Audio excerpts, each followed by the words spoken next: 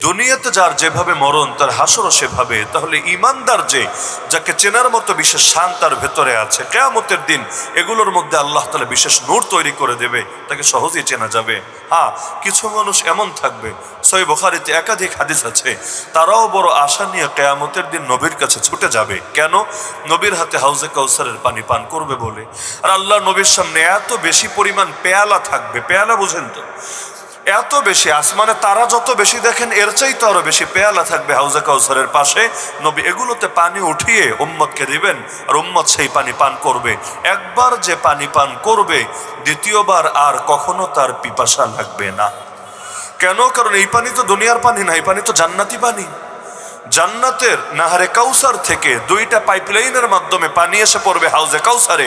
আর জান্নাতের বৈশিষ্ট্যই হলো স্থায়িত্ব, এখানে অস্থায়ী বলতে কিচ্ছু নাই, জান্নাতের বৈশিষ্ট্যই হলো স্থায়িত্ব। তো জান্নাতি পানির মধ্যে ওই বৈশিষ্ট্য আছে, একবার যে পান করবে আর কখনো পানির পিপাসা, পানির তৃষ্ণা, পানির কষ্ট তার অনুভূত হবে না। তাহলে এই আশা নিয়ে যাবে, আমিও যাই নবীর হাতে হাউজে কাউসারের পানি পান করি। আল্লাহ রাসূল সাল্লাল্লাহু আলাইহি ওয়াসাল্লাম আগ্রহী হবেন যে উম্মত একটা আসছে, ওরে হাউজে কাউসারের পানি পান করাই। কিন্তু হাদিসে আছে, গায়েব থেকে আওয়াজ চলে আসবে, ইয়া রাসূলুল্লাহ, খবরদার, আপনি ওকে পানি পান করাবেন না। কেন? ইন্নাকা লা তাদরি মা আহদাসু বা'দাক, নিশ্চয়ই আপনি জানেন না আপনার পরে এরা ইসলামের মধ্যে কত বেদাত ঢুকিয়েছে। এই বেদাতের খবর জানিয়ে দেওয়া হবে আল্লাহ রসুলকে। আল্লাহ রসুল শুনে সঙ্গে সঙ্গে বলবেন, সুহকান সুহকান লিমান বাদদালা বাদি, সুহকান সুহকান লিমান গায়্যারা বাদি। আমার পরে যারা আমার আদর্শের মধ্যে বিকৃতি ঘটাতে চেয়েছে, পরিবর্তন করতে চেয়েছে, ওরা দূর হয়ে যাক, দূর হয়ে যাক। ওদের মুখে আমি পানি দেব না, ওদেরকে হাউজে কাউসারের পানি পান করাবো না। তাহলে এই বেদাতি কোন বেদাতিগুলো? যেগুলো দেখেন না, নবীর নাম তো ব্যবহার করে কিন্তু আদর্শ আবু জাহালের সমাজে প্রয়োগ করার চেষ্টা করে। যেমন কেউ দেখবেন মাজারে গিয়ে গান বাজনা করার চেষ্টা করে। যেই নবীজি আসলেন দুনিয়াতে বাদ্যযন্ত্র ভাঙতে, আলহামদুলিল্লাহ, যেই নবী দুনিয়াতে এসেছিলেন বাদ্যযন্ত্র ভাঙতে, এবং নবীর খাঁটি উম্মত যারা, খাঁটি আশেক যারা, তারা এখনো পর্যন্ত এই নবীর নামে, দ্বীনের নাম লাগিয়ে কেউ যদি বাদ্যযন্ত্র বাজায় সহ্য করতে পারে না, তারা সবাইকে নিয়ে সেগুলো ভাঙার জন্যই সবার আগে এগিয়ে যান। নাকি এগুলোর সাথে আপোষ করে বেড়ায়?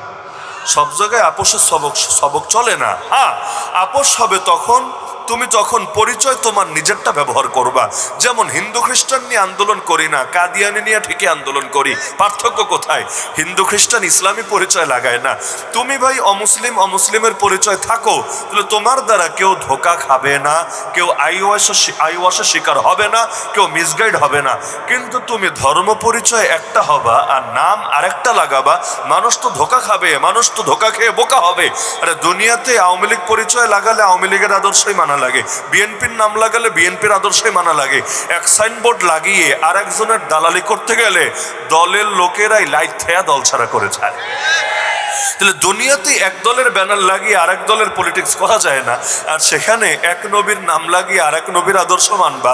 যেমন অনেকে আছে মাজারে সেজদা দেয়, দলিল দেয় আদম আলী ইসলামকে দিয়ে, দলিল দেয় ইউসুফ আলী ইসলামকে দিয়ে, যে ইউসুফ আলী ইসলামকে তার ভাইয়েরা সেজদা দিতে পারলে আমরা কেন পারবো না? এই যুগের হুজুররা কি ইউসুফ নবীর চাইতে বড় হয়ে গেছে?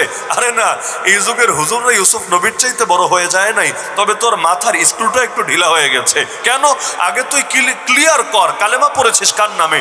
যদি বলিস কালেমা পড়েছিস লা ইলাহা ইল্লাল্লাহ ইউসুফ সিদ্দিকুল্লাহ, এভাবে কালেমা পড়েছিস, এটা যদি বলে থাকিস তাহলে তোর সাথে ঝামেলা হবে না। কিন্তু যদি বলিস কালেমা পড়েছিস লা ইলাহা ইল্লাল্লাহ মুহাম্মাদুর রাসূলুল্লাহ, তাহলে কালেমা পড়বি একজনের নামে, শরীয়ত নিবি আর একজনের থেকে, এটারে টাটকা মুনাফিকি ছাড়া ভিন্ন কিছু বলে না। তাহলে তোমার যদি এতই মনে চায় গিয়া সেজদা দিবা, তাহলে কালেমা ওইটাই পড়ো না, ওইটাই পড়ো না। কিন্তু কালেমা পড়বা একটা, আদর্শ মানবা আরেকটা, এটা তো কিছুতেই মেনে নেওয়া যেতে পারে না।